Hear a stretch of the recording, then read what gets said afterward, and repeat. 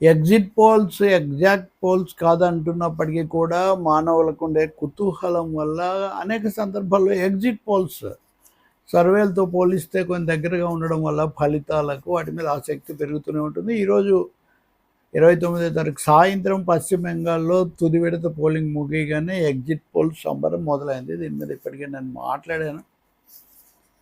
వీటిని స్థూలంగా రెండు కోణాలు, రెండు విషయాలు మనం చూడాలి. ఒక్కటి, అంచనాలు, జోస్యాలు ఎలా ఉన్నాయి, వాటి మధ్య తేడాలు ఏంటి.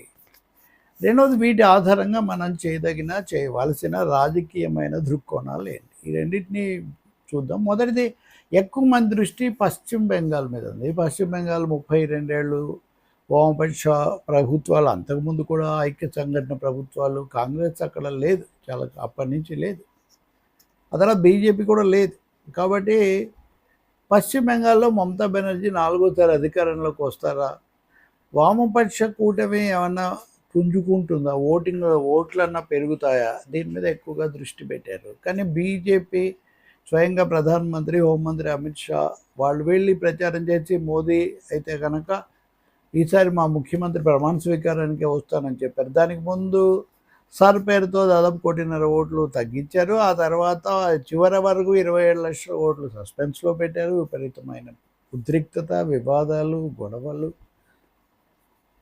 పోలింగ్ చూస్తే 92% మొదటి దశ, రెండో దశ కూడా భారీగానే జరిగింది ఈరోజు. సో వీటన్నిటి వల్ల చాలా ఉత్కంఠ నెలకొన్నది.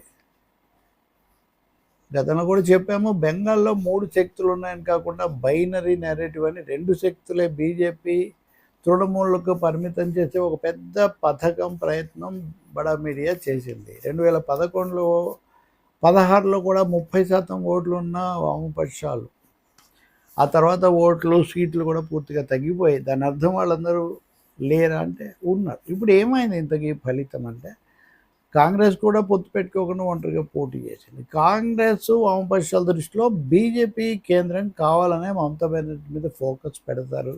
వాళ్ళు కావాలని ఒత్తిడి పెంచి ఆమెను ఒక వీరనారిగా ప్రొజెక్ట్ చేసి గెలిపిస్తారు అన్నది. అయితే ఈసారి అలా జరిగిందా?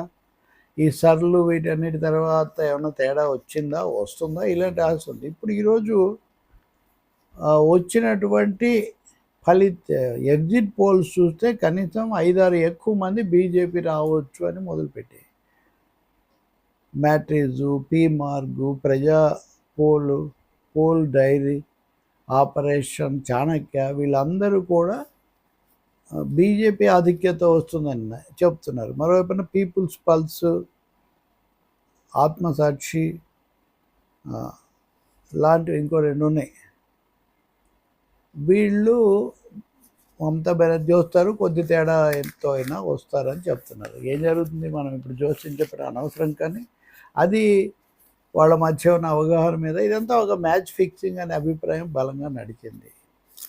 అలాగే ఓటింగ్ చాలా ఎక్కువగా జరిగింది కాబట్టి మేము గెలుస్తామని స్వాగత్ రాయ్, తృణమూల్ ఎంపీ చెప్తున్నారు.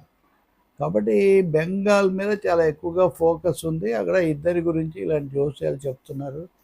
రెండోది, వామపక్షాలకు ఉన్న 30% ఓట్లు గతంలో వాళ్ళు రారని అటో ఇటో బదిలీ అయ్యి ఉంటాయి. ఇప్పుడు వాళ్ళు ఎలా చేశారు అన్నది కూడా చూడాలి ఆ ఓటర్లు అని చెప్తున్నారు. ఇది బెంగాల్ కథ. తర్వాత ఆసక్తికరమైనది తమిళనాడు. తమిళనాడులో స్టాలిన్ నాయకత్వంలో ఉన్న డిఎంకే కూటమి మళ్ళీ అధికారంలోకి వస్తుంది తప్పకుండా అనేది ఇంకా దాంట్లో అందరూ చెప్తూ వచ్చారు. ఇప్పుడు కూడా అత్యధికమైన ఎగ్జిట్ పోల్స్ స్టాలిన్ తిరిగి రాబోతున్నాడనే చెప్పారు. కానీ ఒక్క ఎన్డీటీవీ యాక్సెస్ మై ఓట్ వాళ్ళు మటుకు దళపతి విజయ్ టీవీకే పార్టీ దాదాపు 90 స్థానాల దాకా తెచ్చుకుంటుంది, మొత్తం తలకిందులు చేస్తుందని వాళ్ళు హఠాత్తుగా విడుదల చేశారు.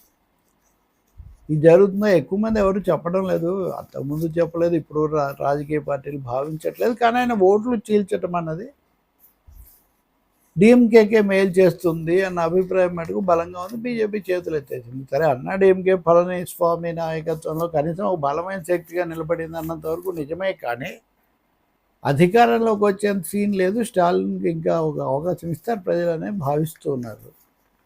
పాండిచ్చేరిలో ఇప్పుడు ఉన్న కూటమి అంటే ఎన్డీఏ, ఎన్ఆర్సీ వస్తారనేది చెప్తున్నారు. తర్వాత 2 కీలకమైనవి అస్సాం, కేరళ.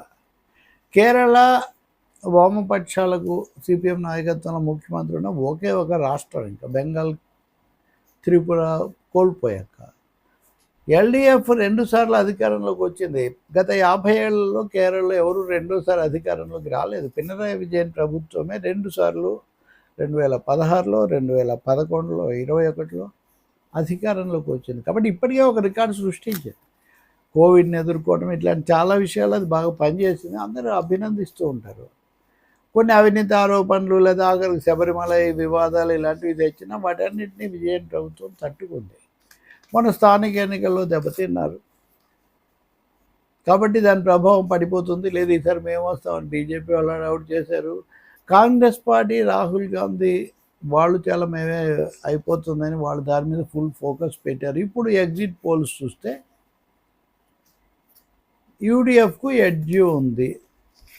ఎల్డిఎఫ్ 2వ ప్లేస్లో స్థానంలో వస్తుందని ఎవరో ఒకరో కొంచెం ఎల్డిఎఫ్ కూడా చెప్తున్నా. అత్యధికులు కొద్ది తేడాతో ఎల్డిఎఫ్ ఓడిపోతుంది. ఇది ముఖ్యంగా నోట్ చేయాలి. స్థానిక ఎన్నికల్లో బాగా దెబ్బతిన్న ఎల్డిఎఫ్ పూర్తిగా కోలుకొని కొద్ది తేడాతో 3వసారి ఓడిపోవడం, 2వసారి రావడమే ఒక విశేషం అనుకుంటే 3వసారి కూడా దగ్గరగా రాగలిగితే అది రాజకీయంగా చెప్పుకోదగిన విషయం అవుతుంది. బీజేపీ ప్రయత్నాలు వాళ్ళకేం ఫలించలేదు. అస్సాం బీజేపీ ప్రచారము, వాళ్ళ వ్యూహము, హిందుత్వ వీటన్నిటికీ పక్కా సరిపోతుంది. అటు బంగ్లాదేశ్ నుంచి వచ్చిన వాళ్ళు, విదేశీ చొరబాటుదారులు, మియాలు అనే ముస్లింల మీద సూటిగా ముఖ్యమంత్రి హిమంత్ బిస్వా శర్మ వ్యాఖ్యానాలు చేయడం, అంతటా అమలు జరిపిన ఇక్కడ అమలు జరపకపోవడం, వీటన్నిటి నుంచి అస్సాం చాలా ప్రత్యేకతలు వచ్చింది. ఇప్పుడు అక్కడ 126 సీట్లలో 88 ఎన్నో బీజేపీకి వస్తాయి, వాళ్ళే తిరిగి వస్తారు అని చెప్తున్నారు. సో ఇప్పుడు ఎన్నికలు జరిగిన 5 రాష్ట్రాల్లో స్థూలంగా పరిస్థితి ఇది. వీటి ఆధారంగా మనం ఎలాంటి నిర్ధారణలు చేయొచ్చు. ఇది 2వ భాగం. దాన్ని ఇంకో చోట మాట్లాడదాం.